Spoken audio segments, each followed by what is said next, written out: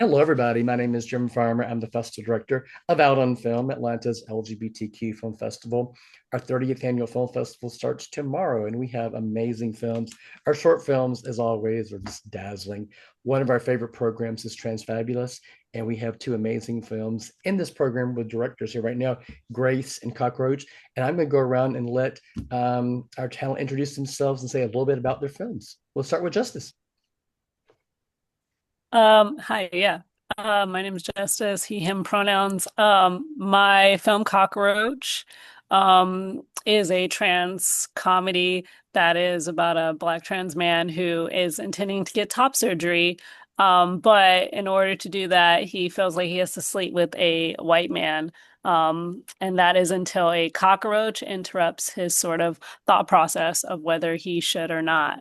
Um, and yeah, I feel like I'm supposed to say more, and I'm sure I have a lot more to say about it, but it's based off of my own experience, not the cockroach, but just the sex work part of it. Okay, great. Yeah. Alexandra, tell us about Grace.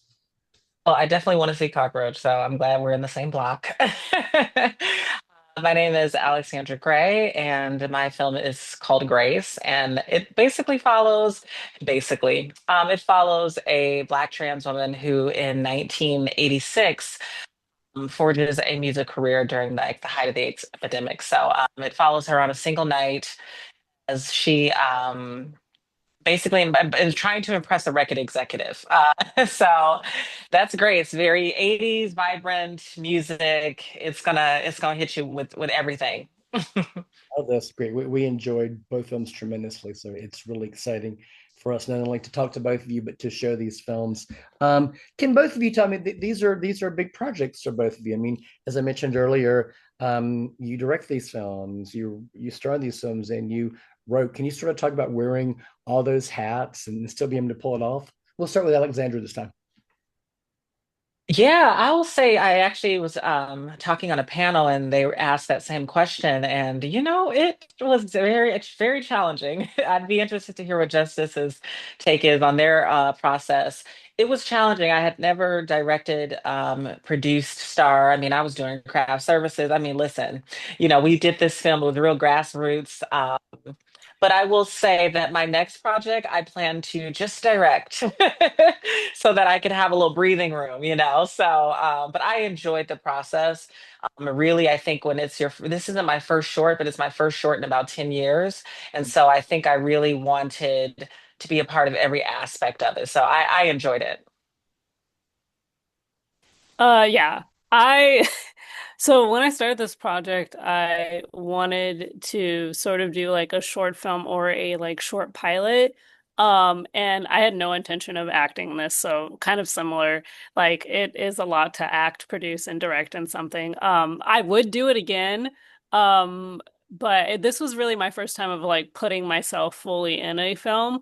And I think like ultimately I've done short films before, but I think this is possibly my most like professional production because of the visual effects.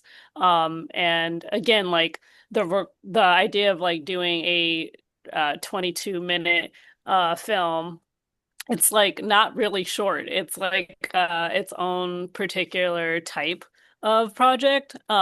And I mean everything worked out. So I'm very proud of it and really just hoping to show it more to queer and trans community all over the place. Yeah. Can both of you start talk about the genesis of these projects, when you started it, how you funded it, and how long it took you to actually, get this going and finish it. We'll start with Justice this time. Yeah, so my project was really started in 2023 and I think like ultimately like I really wanted the project to be like, I really wanted the project to be about transitioning and how like sometimes we go through like really dire and often like uncomfortable circumstances to do that transition. And so my transition was a little bit more like easy, like somewhat easier, but I really wanted to place in that aspect and then also talking to a lot of like queer people, specifically like white queer people, gay men, about masculinity and realizing that there's sort of this disconnect between trans masculinity and how gay men experience queerness and how I really wanted to like sort of morph the two. Um, and so, anyways, long story short, conversations, my own transition, and then like the weirdest thing happened to me, which was I was basically with a gay man, and I was like we were tending to hook up with each other, and sort of I was like by myself, and a cockroach literally landed on me, and I had a whole freak out about it. And it sort of pushed this really weird obsession over like when you have a fear that is like so embedded into your brain of like trying to overcome it. And so I just sort of put this too over like my fear of transitioning, my fear of cockroaches. What would happen if there's a character who is like Jiminy Cricket in my head trying to convince me I was making the worst decision and how to like defeat that? So yeah, a combination of a lot of things. It, Nice. I think that well for Grace, this started last year. I actually got offered this grant, which was like a $5,000 grant. It was a post-production. It was no, I guess it was a grant. It was interesting. You get the $5,000 after you complete the entire project. So I wouldn't recommend it, to anybody. At that point, you could just do the film yourself. But that's kind of what started this. And I had Grace. I wanted to do it initially as a sort of Broadway musical. I thought about at what time period in history could a trans person, really thrive and have a music career? And I thought the 80s was so vibrant and different. You had Tina Turner at 44 having a comeback. You had Whitney Houston. You had so many different type of artists. It felt like you could be yourself. And I thought, I would love to see this as a musical. And so I got an opportunity. I said, why don't I turn this into a short? And like Justice Minds is about 19 minutes or so. So it is not your typical type of short film. And I think that was just kind of my inspiration behind it. And when people see it, I mean, all the songs we're going to have a soundtrack to the short. I wrote and produced and recorded about 4 or 5 songs for the movie, and so a lot of the stuff you see is original. And we have, in terms of budget, um, I would say this short was about $40,000, but we didn't spend nearly that much. 90% of our crew donated their time just because they really believed into it. We had 90% a 90% trans cast and crew. And it was just beautiful. So I really enjoyed that process of making the film, and it all started early last year. I was going to ask you, there is some amazing music in this film. Yes, yes. One of the producers and I, she's also a songwriter, and we were up to about 3 a.m. one night, and the main song that Grace sings, we just wrote it. We wrote it together. We had some great music producers, Barb Morrison, Mark Byers, Schoolhouse Music. We had some really cool people. So this was really fun to do. And period pieces, they always tell you when you're doing indie film, don't do a period piece. So every stitch that people see, from the outfits, everything was truly authentic. Our costumer bought real costumes from the 80s, and it was just beautiful. That's good. Justice, you have not only a cockroach in your film, but you have John Cameron Mitchell in your film. I mean, just sort of talk about getting John Cameron Mitchell involved. yeah, so me and John met like maybe right before, or maybe like yeah, right before the pandemic. And it's actually kind of a funny story. To be honest, I did not know what John Cameron Mitchell looked like. I'm not a person who like completely grew up knowing Hedwig. So I met him at a coffee shop, and I he was writing a script, and I was like, he looks like he's going through something. And it was ironic because he was like really frustrated with the script. And so I just came up to him. I did not know who he was, but he's such a mentor. He like met me, talked to me, and then offered me to stay in his place in New York while I was doing like a production internship. And it's really ironic. Like I literally was in his house and I was like, why does he have so many awards? And like, what is going on? And then, anyways, when I learned who he was, we already sort of took on a mentorship.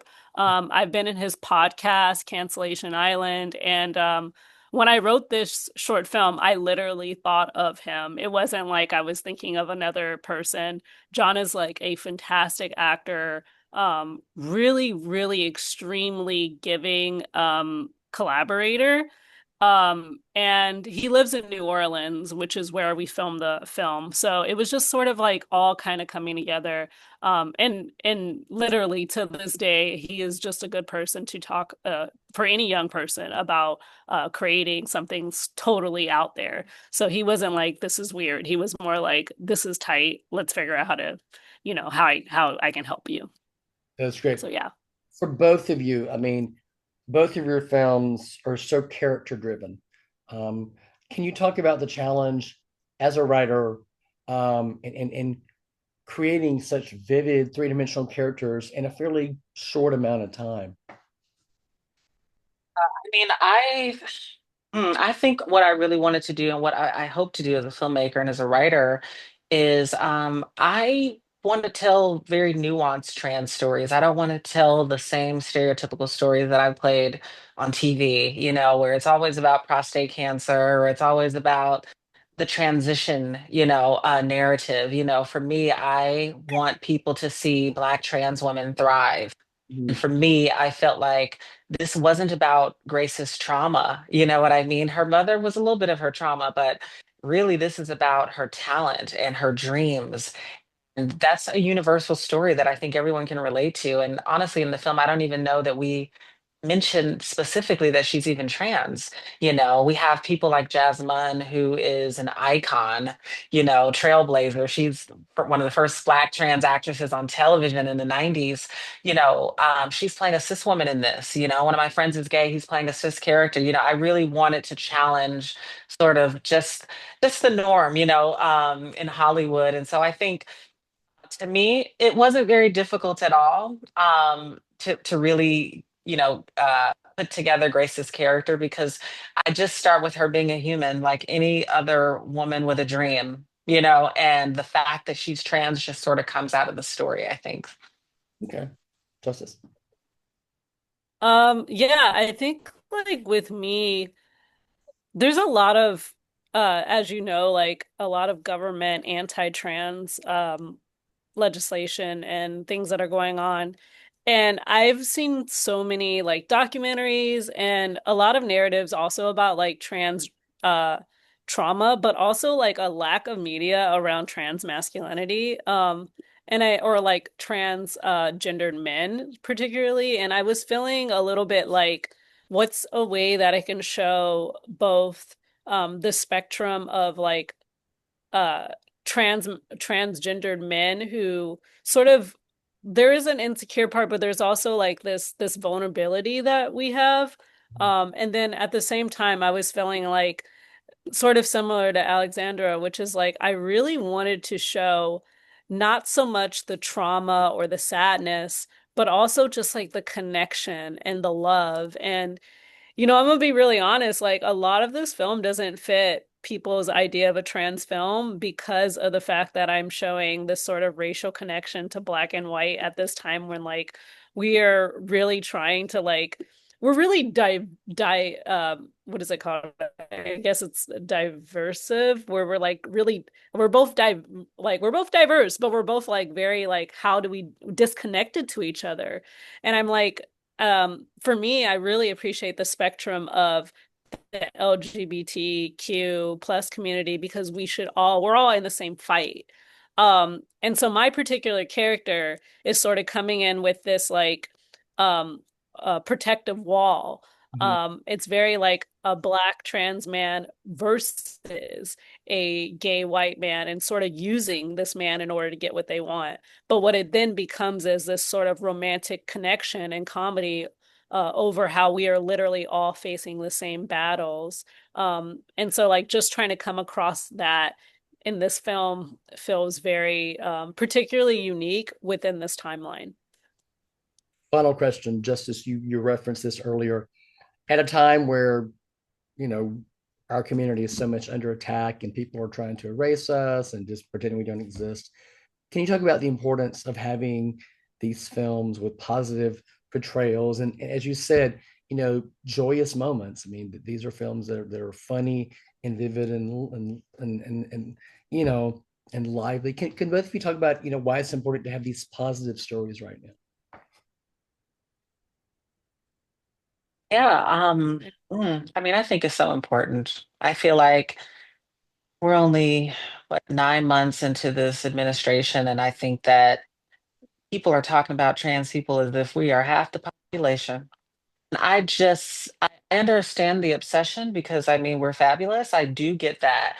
But to me, I had to take a step back and I realized that every time these people talk about trans people, they're talking about me. You know, sometimes I feel like us as artists, we sit in a place of privilege, right? Because I have access to healthcare and those types of things. And I didn't realize how much it was affecting me. Mm, So I think it's so important that we have these very nuanced stories, comedies and dramas that really just show the humanity of who we are. And it's so important because there's some people out here who don't know anything about trans people. mm. And I was just at Vaughn's today in Palm Springs, and the two white folks at the little meat counter, they were like, "Oh, what brings you here?" And I told them I'm showing my film here at a festival, and I told them what it was about, and they're going to come see the film. Oh, And they probably have never seen a trans person or a trans person's story, and that's why it's important. You know what I mean? That we as artists do our part. So, yeah, that would be why I think it's important. great. Yeah, I think like I mean, honestly, I'm in a sort of position right now where I think I'm living in New Orleans in Louisiana. We are for the most part a right-wing state. However, New Orleans is super liberal, super queer, super trans. And the way that I've experienced Southern storytelling could be different than the way that you would write a story in New York or LA, which is like we are both we're telling stories about our existence while also sort of fighting the battle of like misinformation and the human connectivity that trans people have literally to other people. Similar to Alexandra, like there is a lot of misinformation because of media about what they know, and they don't know, and they don't experience. Some people don't experience in their daily life queer people. So to experience transness is like, I'm not like trying to get straight people to know trans people, but I am trying to tell stories that really just show that we are like going through very similar stuff and journeys. Like we are all suffering from this administration to some connection, to some idea. And then on top of that, like my particular story um could be seen as like um it's not political, but it has spectrums of that. So I think something that I'm also trying to get to is like love and connection and like how we all can literally have conversations with people. I think the main battle for a lot of cis het people is like we do not want I personally do not need them to be on the line of protest. I need them to sit at the dinner table and have conversations and really just talk to their family and friends about like, yeah, this is what trans people are going through, and in the intimacy of having conversations that can make people uncomfortable. So part of why I made that film is like, how are we having uncomfortable conversations, intimate conversations about what is happening to the trans community? And that is also a part of, I think, the narrative of how we make media and film is to inspire that. Yeah. Great. Thank you both. Okay, Grace and Cockroach are two of the amazing films that are playing as part of Transfabulous Sunday, September the 28th at noon at the Midtown Arts Cinema as part of the 30th annual LGBT Film Festival out on film. Justice, Alexandra, thank you so much for not only sharing your films, but talking to us today. I cannot wait to share these films with our audience, and hopefully I'll get to meet both of you here, that would be tremendous. Again, thank you so much for taking the time. Yeah, Thank y'all both. of course. Thank you. Thank you. All right, Justice, will you be there at the festival? Oh, I won't make it to my screening. Ironically, I will make it afterwards. I'm like flying back the day after my screening, which